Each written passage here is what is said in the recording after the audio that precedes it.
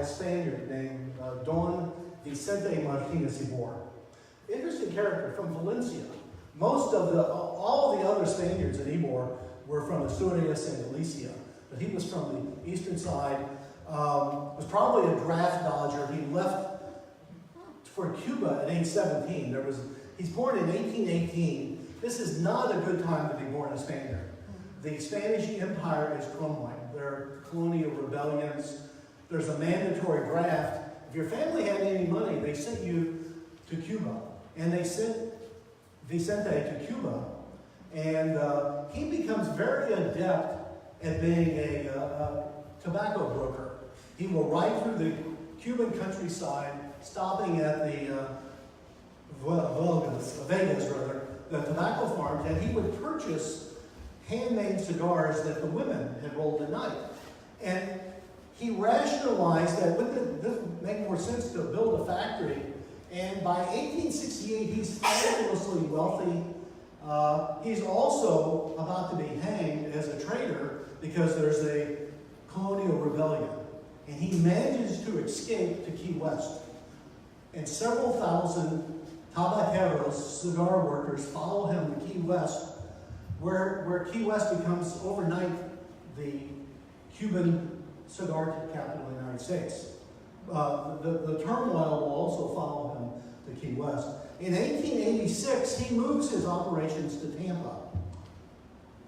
And this is the first brick building built in Tampa. It's still there today. It's today, interestingly enough, it's the Church of Scientology. But it was the V.M. Ybor factory. And it gives you an idea of how beautiful these factories were.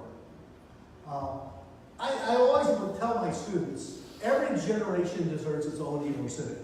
Meaning that there's about 6 generations of Ybor cities. I don't particularly like the present-day Ybor city, tattoo parlors, etc. But every generation deserves its own Ybor city. I think the ones that George and I chronicled were the most interesting, roughly from the 1880s to 1930s. This building was one of the wooden cigar factories in Tampa.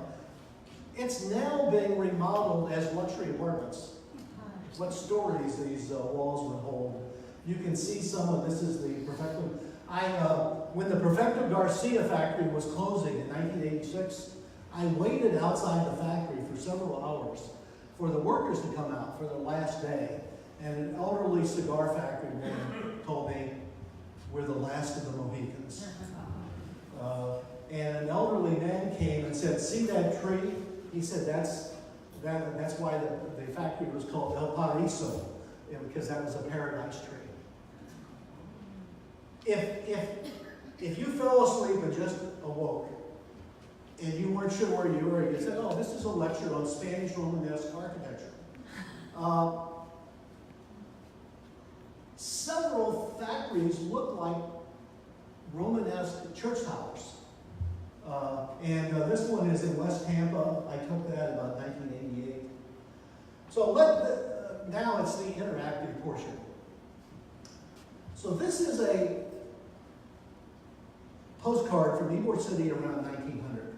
I have always argued that if every document chronicling the history of Ybor City vanished overnight, but only this postcard remained, you could reconstruct the history of Ybor City based on this. So think of the journalistic who, where, when, what, and why. Most importantly, why. What characteristics emanate from that photograph? This is not the photograph of your uncle at the Standard Oil Refinery or the Carnegie Mills. This is a very different industrial environment. What do you see here that's striking? Different races. Now, think about this. This is Tampa, Florida, the southernmost state with a very high lynching rate. Are you kidding me? Blacks and whites are working together. Not only that, this is a black man and a white woman behind him. This is lynching incendiary causes in North Carolina. It tells you something profound is different about Ybor City. What question do you have about the black man? Nothing is simple. Is he simply an African American?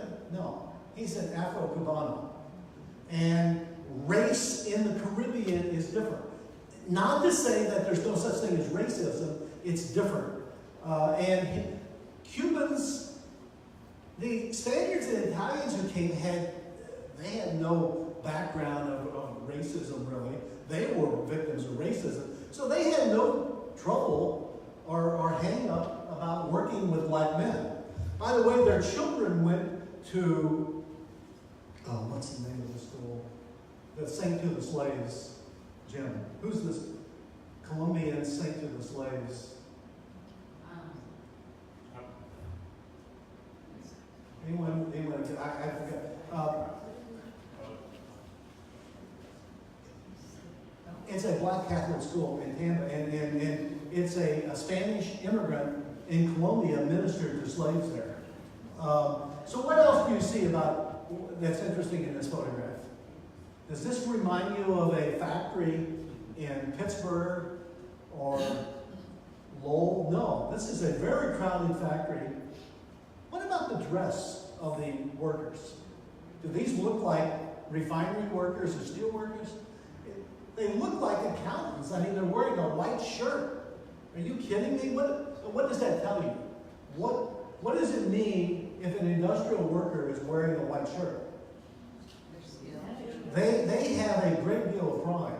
They would tell you, we are not a mere worker. We are an artisan, an artisan.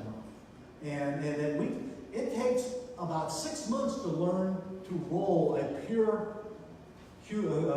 habana, they call it. So often families would apprentice their sons and daughters, and after 6 months they could begin working the family economy. There's more here. What's that? Pedro Claver. Who said that? Pedro Claver. And it's an unusual name. You see it, you think it's Peter Claver. Sorry. But it's Pedro Claver, who's the saint to the slaves. Note the coffee cups. Do you think John D. Rockefeller encouraged drinking of coffee on the assembly line, or Henry Ford? Are you kidding me?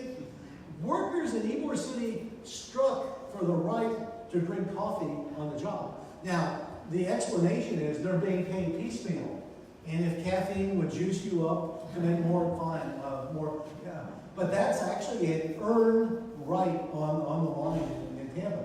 There was always a Cuban called El Cafetero, whose job was to bring scalded hot milk and cafe cubano, and you pay him $0.25 a week for a bottomless cafe con leche.